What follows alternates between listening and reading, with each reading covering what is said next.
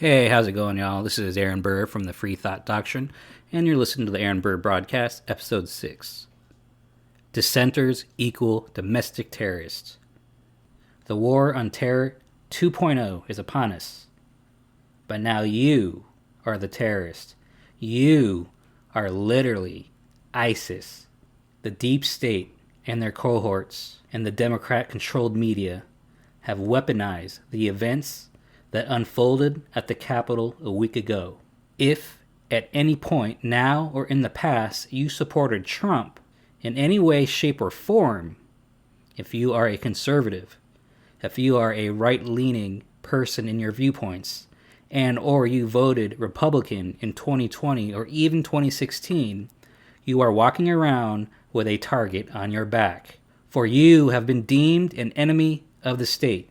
You are equivalent to Al-Qaeda, holding a dissenting view from the strictly dominant, liberal, culturally accepted viewpoint is equal to domestic terrorism.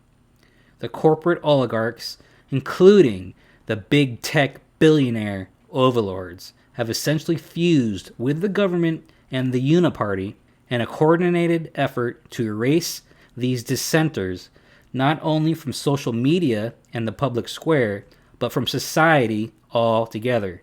You will be put on a no-fly list. You will lose your bank account. You will lose your insurance. You will lose your ability to do any online transactions. You will lose your job. I mean, you are a terrorist, a white supremacist, a criminal. You committed treason. This is what the second impeachment was all about. Eradicate Trump, then come for you. 1984 in action. Remember, I said this was largely a staged event, this generation's Reichstag. Details being released are only proving my point, and now this is being used as a catalyst to attack, smear, and remove anybody from the right. Now, the big story regarding this false impeachment is the fact that CNN and the Washington Post have already reported that the FBI had put out that they had warnings from before Trump's speech of radical leftist groups planning an attack on the Capitol. In fact, 20 minutes before the president finished his speech, the assault on the Capitol was already underway. How did Trump incite an attack when the attack started before he was even finished with his alleged incitement? How about John Sullivan, the BLM activist from Utah, caught on video actively trying to rile up, incite, and provoke people to violence? And his recently disclosed Discord chats where he and other leftists plan out their mischief and describe dressing up in Trump gear to blend into the crowd. The hypocrisy is once again mind-boggling. Remember the quote-unquote not my president and the resistance movement towards Trump and how they were seen as righteous and patriotic? How times have changed at the blink of an eye. Punch a Nazi. Remember when that was a thing? That's how cancel culture first came to be, with videos of neo-Nazi skinheads doing the Nazi salute and some guy coming up and punching them in the face, and how that act was celebrated as heroic. The problem is, the definition of Nazi can be changed to anybody they don't like. That began with celebrities who dared to share any unpopular opinion and then were banned from social media, lost endorsements, and were put on blacklists denying them further employment. Now they are trying to deny Trump the means to function in any way in society after he leaves office, to cause him as much discomfort and misery as they possibly can. This extends to people in his cabinet or who worked in the administration.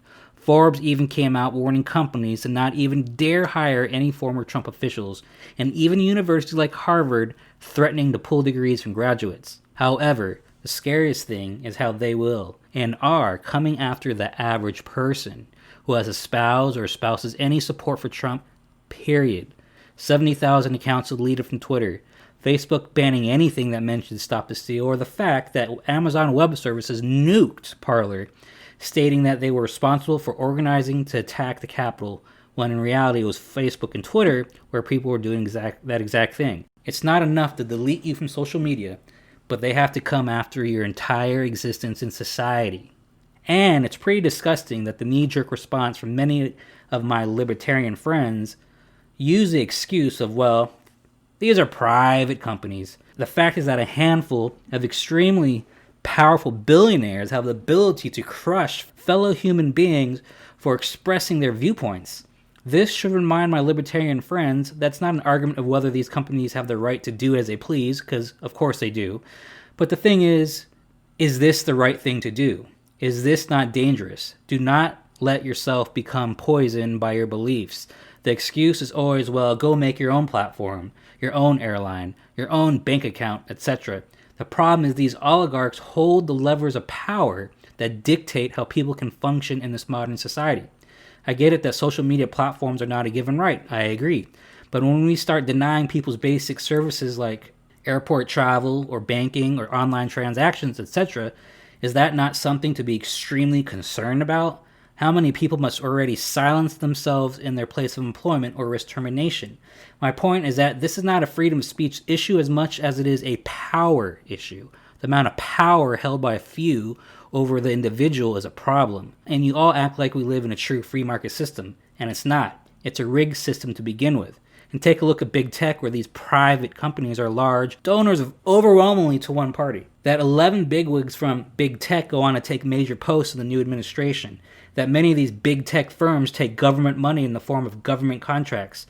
Take a look at Amazon Web Services, where they have a $600 million contract with the CIA. We really are living under a fascist iron fist. I know I'm not changing any of these libertarians' minds. I'm not dumb. But I hope others who believe in and defend individual human freedom wake up to this threat. It is not private companies to be worried about, but the leviathan of massive corporate conglomerates merging with the national government, flattening human beings. Is that the society you want, where fear and intimidation force obedience and conformity? And one more thing, it's not unprecedented for the federal government to come after citizens for merely expressing unpopular views. There, of course, was Abe Lincoln arresting journalists in the North for speaking out against the war without habeas corpus. And then the Palmer raids in 1920, where 4,000 people were arrested in the middle of a single night with no warrants and imprisoned for speaking out against the war effort. Most of these people were radical leftists at the time, and that's my final point. The target can change at any given point. Now it's Trump supporters and conservatives, tomorrow it's liberals and libertarians, but anybody who speaks out against the state or whatever the dominant held viewpoint at any given time can become the enemy of the state. And you've been listening to the Aaron Burr broadcast on the Free Thought Doctrine.